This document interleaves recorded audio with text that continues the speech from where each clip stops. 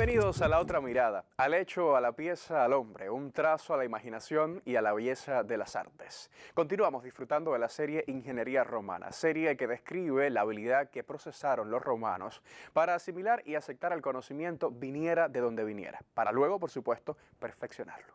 Ya comenzamos.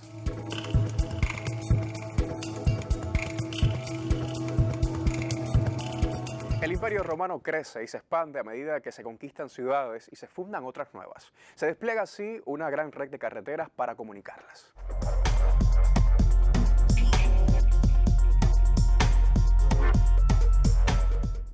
Año 68. El general Sulpicio Galba se ha refugiado en Clunia, una de las ciudades más importantes del norte de Hispania. Galba había iniciado una conspiración cuyo objetivo era derrocar al emperador Nerón, pero tal empresa había fracasado. Galba sabía cuál iba a ser su terrible final y, aterrado, decide quitarse la vida antes de que lo atrapen. Pero justo antes de consumar su suicidio, un mensajero llega con una sorprendente e inesperada noticia. El emperador Nerón ha muerto.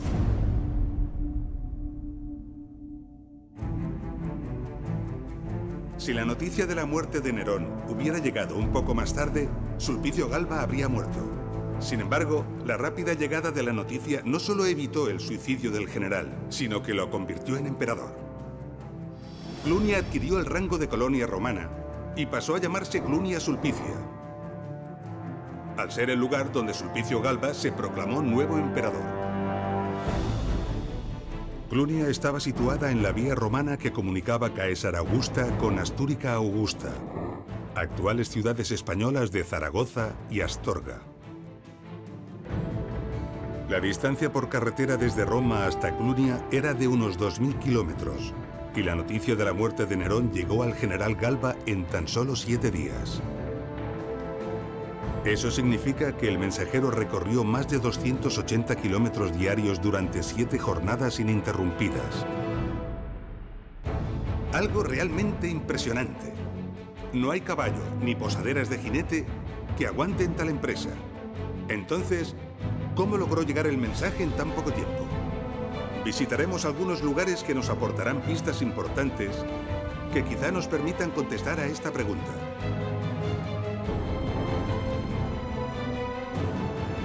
Comenzaremos por un pequeño lugar del norte de España, a unos 40 kilómetros de la ciudad de Pamplona, llamado Liedra.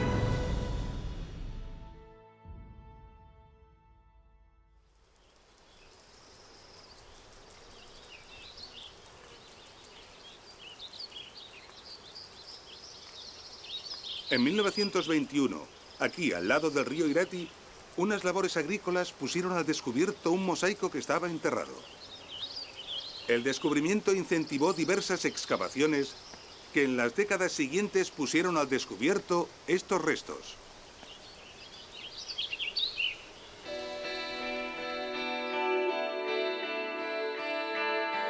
Conforman un complejo arquitectónico de casi 2 hectáreas. Los estudios mostraron un peristilo decorado con mosaicos sobre el que se abría un gran salón.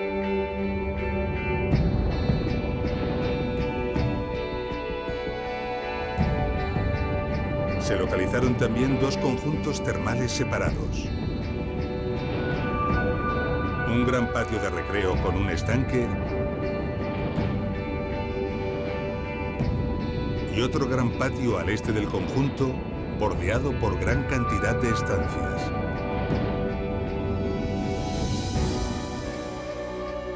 Muchos estudiosos interpretaron el complejo como una villa, establecimiento privado rústico de explotación agrícola que por sus dimensiones y por disponer de baños, debió de pertenecer a alguien importante y de alto poder adquisitivo.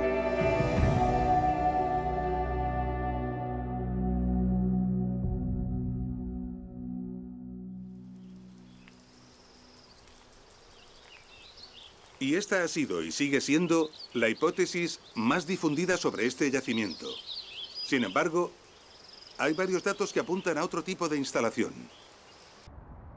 En el entorno no hay ninguna extensión agrícola de importancia. No parece posible que este sitio pudiera sobrevivir del cultivo de las tierras.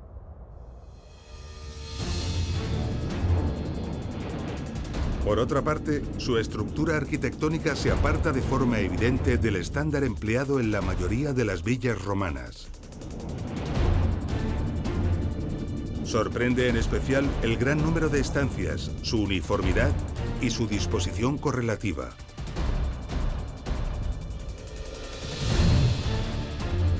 Y algo extraño para una villa de lujo. Estaba situada justo al lado de la vía romana cuando, lógicamente, las villas privadas, y más aún las villas de lujo, se apartaban a una distancia prudencial de la vía romana, evitando la publicidad y las molestias que los viajeros ocasionaban, buscando ante todo discreción y seguridad.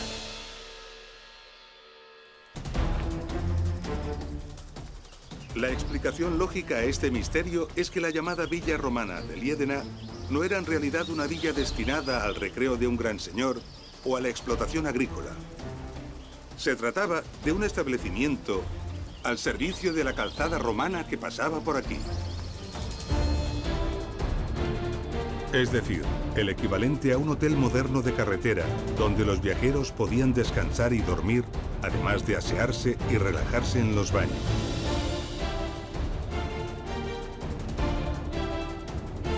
También comprar, ya que debió de tener sus propias tiendas o tabernae. Y evidentemente, y muy importante, para dar servicio a los carruajes e incluso al recambio de los caballos. La disposición regular de tantas estancias contiguas responde muy probablemente a establos para albergar carruajes y caballos.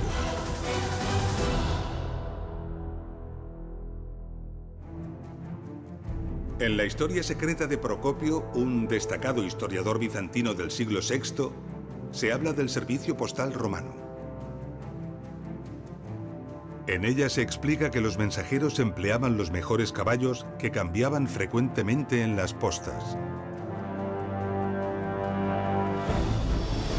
Lugares además habituales de descanso y avituallamiento que estaban distribuidos regularmente a lo largo de las carreteras romanas y siempre junto a ellas para poder ofrecer con eficacia sus servicios.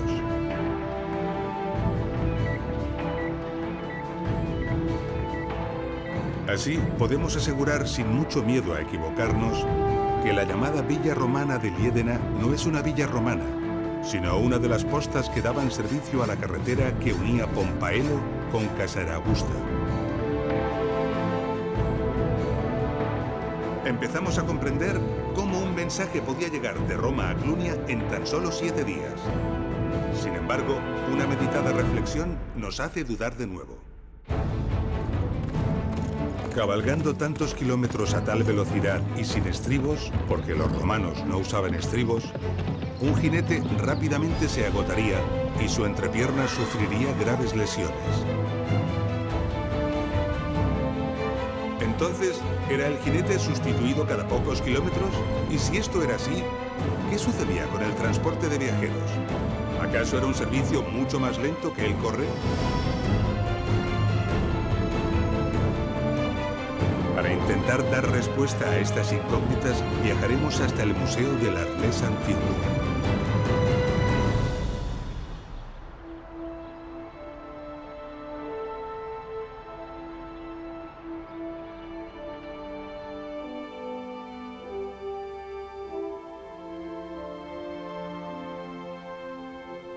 Aquí en el Museo del Arles Antiguo hay multitud de relieves provenientes de la antigua ciudad romana de Arelate y de otras ciudades cercanas.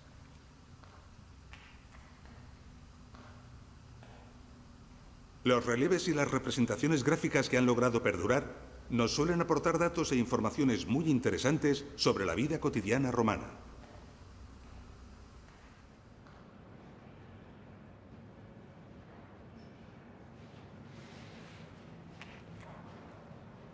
Aquí nos encontramos con un bajorrelieve donde podemos ver a un auriga conduciendo un carro de carreras. Se trata de una viga.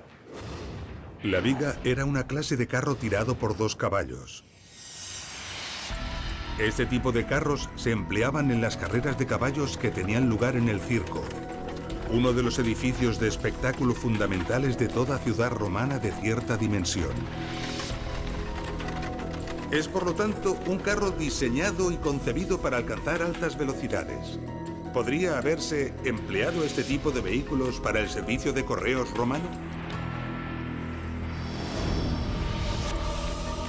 Iremos hasta Roma para hacer una importante y reveladora reflexión.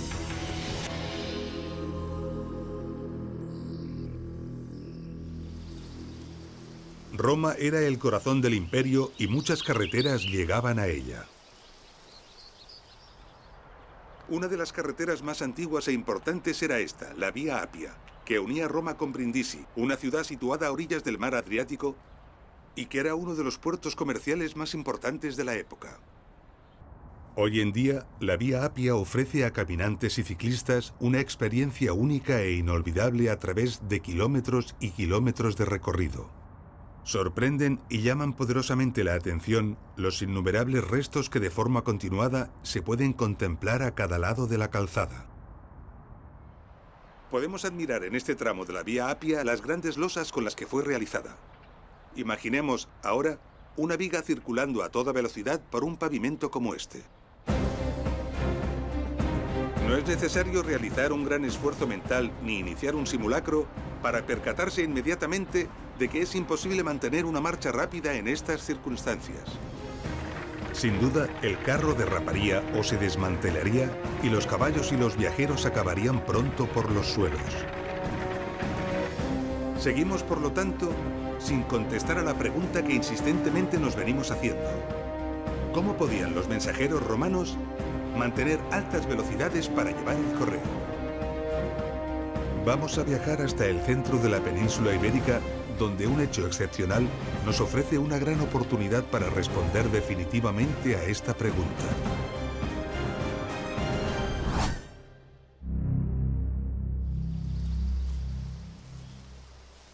Aquí, cerca de la ciudad romana de Úxama, se está construyendo una moderna autovía.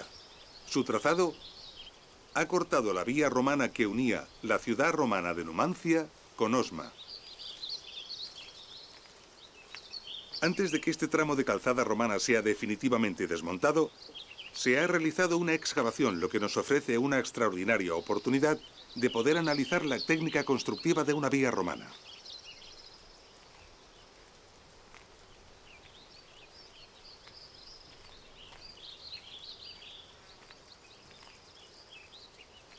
Lo primero que llama nuestra atención son estos dos grandes bordillos. Esto nos permite saber que el ancho de esta calzada romana era de unos 6,5 metros. Podemos ver que entre ambos bordillos hay una cimentación de grandes piedras.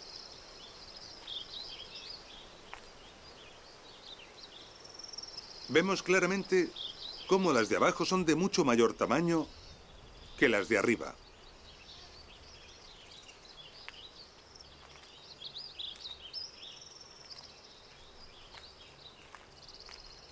Y aquí, más adelante, vamos a ver una nueva capa.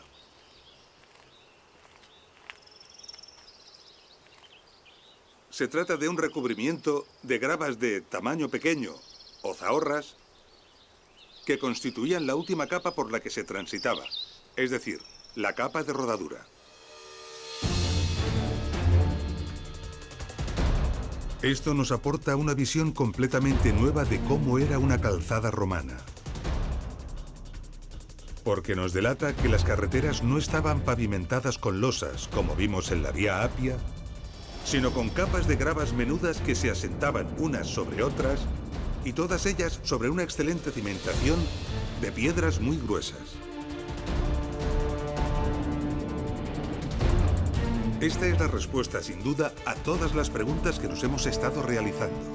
Las carreteras romanas, en contra de la imagen popular que existe, no estaban enlosadas. El enlosado o el adoquinado se realizaba en el interior de las ciudades, en las calles, para evitar el polvo y el barro y facilitar la limpieza.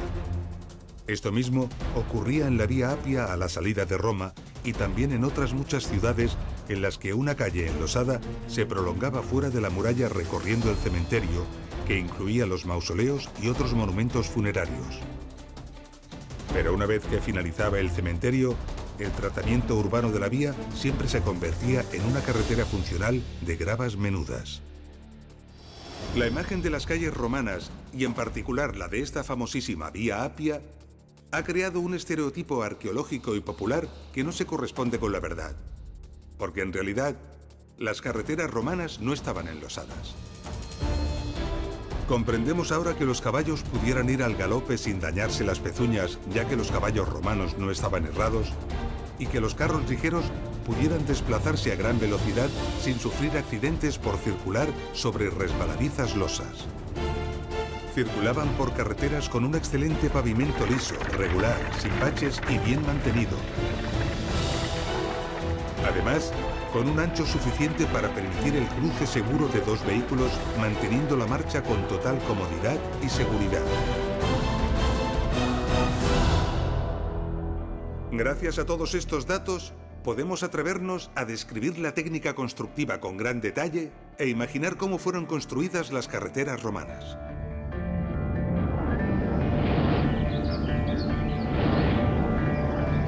Primero se procedía a deforestar una amplia zona, desbrozando toda la vegetación.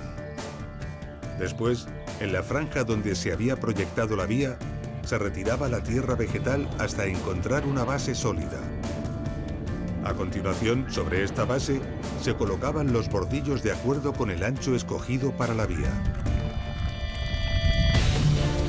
Entre los bordillos se colocaban piedras gruesas que servían como cimentación y sobre ellas otras capas de piedras más pequeñas mezcladas todas con áridos finos para evitar que quedasen huecos. Finalmente, en la capa de rodadura se añadían las zahorras, un conjunto de gravillas, arena y arcilla.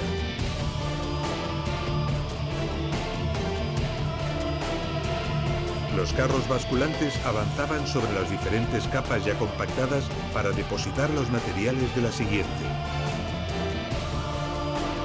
En un proceso en el que, después del vertido en montones, debía realizarse el extendido con tablones, el regado con cubas y por último la compactación con rodillos.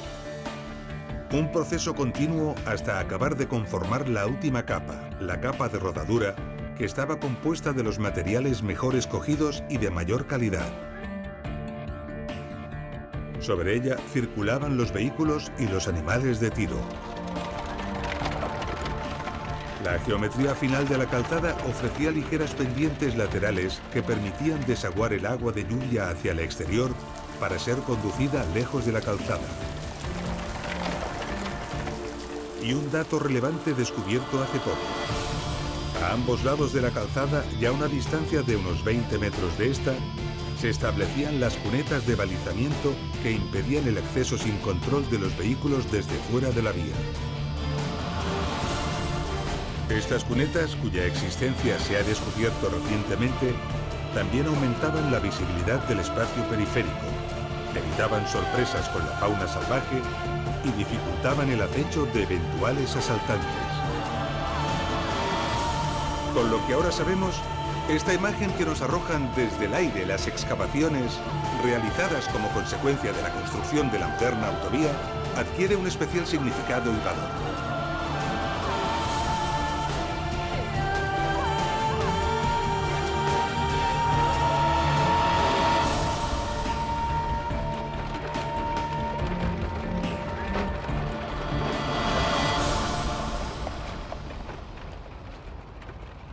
La excelente calidad del pavimento y el extraordinario diseño de las carreteras romanas permitieron la existencia de viajes rapidísimos y con largos recorridos diarios. Y como hemos visto en Liedena, grandes instalaciones daban servicio a los viajeros, por lo que muy probablemente los viajes y los movimientos de viajeros debieron alcanzar cifras muy relevantes. En unas excavaciones arqueológicas realizadas en Bulgaria aparecieron unos componentes metálicos cuyo estudio permitió la reconstrucción del carro al que pertenecían. El maravilloso resultado se expone en el Museo de Colonia. Al ingenio de su diseño constructivo se une que la cabina, el habitáculo, está suspendido del chasis en los 4 puntos coincidentes con la vertical del eje de las ruedas. Un magnífico y eficaz sistema de amortiguación. Realmente esto es una verdadera suspensión.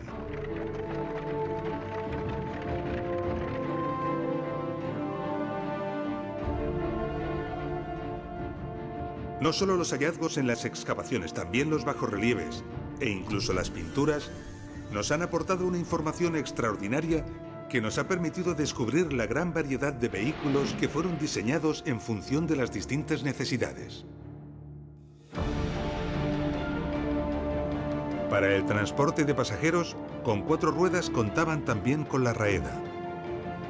Algunas solo permitían alojar a 1 o 2 personas, además del conductor.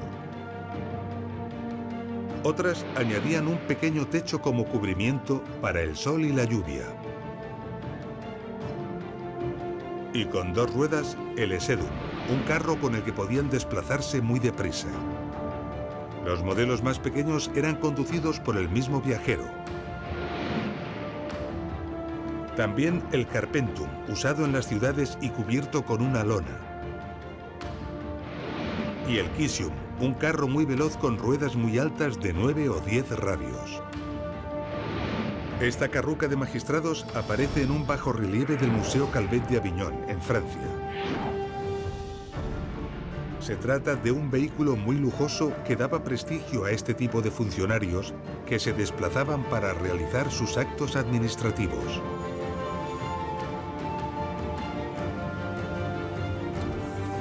También destacaban las carrucas dormitorias, cuyas notables dimensiones permitían incluso que los pasajeros pudieran ir durmiendo durante el viaje, gracias también a su excelente sistema de suspensión y a la uniformidad de la superficie de las calzadas romanas.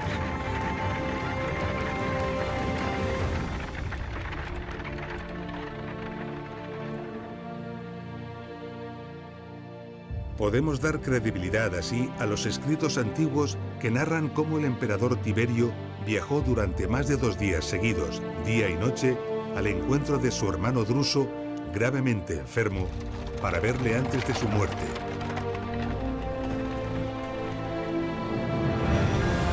El viaje representó jornadas de hasta 300 kilómetros diarios para ir desde Ticino, Pavía, donde se encontraba Tiberio, hasta Mogontiacum, Maguncia, donde murió Druso. El recorrido que Tiberio tuvo que realizar y que los escritos nos confirman le obligó a cruzar los Alpes. Esto nos lleva inmediatamente a una reflexión sorprendente. Las pendientes de las carreteras, incluso las que atravesaban los Alpes, debían ser suficientemente suaves como para permitir que los animales pudieran arrastrar sin dificultad vehículos pesados y sofisticados como una carruca. Esta limitación de la pendiente, cuyo valor no era aconsejable que superase el 6%, representaba un tremendo reto.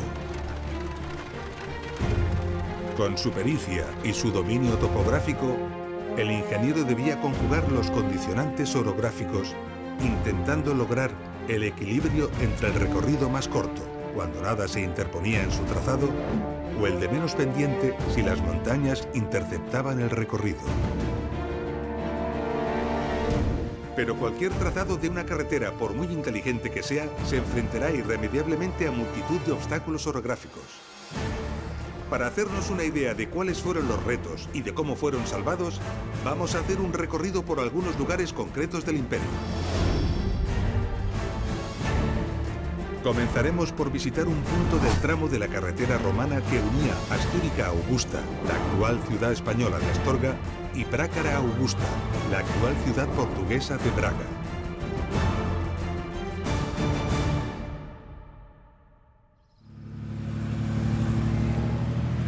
Esta es una carretera moderna que une las ciudades españolas de Ponferrada y Orense. A lo largo de su trazado nos encontramos numerosos taludes de los desmontes, como este. Estos taludes se forman cuando se corta o se excava una ladera. En este caso, para permitir el paso de una carretera como esta. Para cortar la dura roca, actualmente se utilizan explosivos y maquinaria moderna. Sin embargo, si nos acercamos a este talud y lo miramos detenidamente, observamos claras marcas de pico, líneas paralelas que nos delatan la técnica del excavador. Marcas idénticas a las que encontramos en los túneles y canales excavados en la roca para construir los acueductos y otras obras romanas como las galerías de las minas. Esto tiene una sencilla explicación. Este talud fue excavado por obreros romanos. Los técnicos modernos en el siglo XIX aprovecharon gran parte del trazado de la carretera romana que unía las ciudades de Astúrica Augusta y Brácara Augusta para construir esta carretera moderna y aprovecharon muchos de los desmontes en roca que los romanos habían realizado. Gracias a las carreteras, el comercio y el bienestar romano alcanzaron un desarrollo y unas magnitudes jamás logradas nunca por ninguna otra civilización.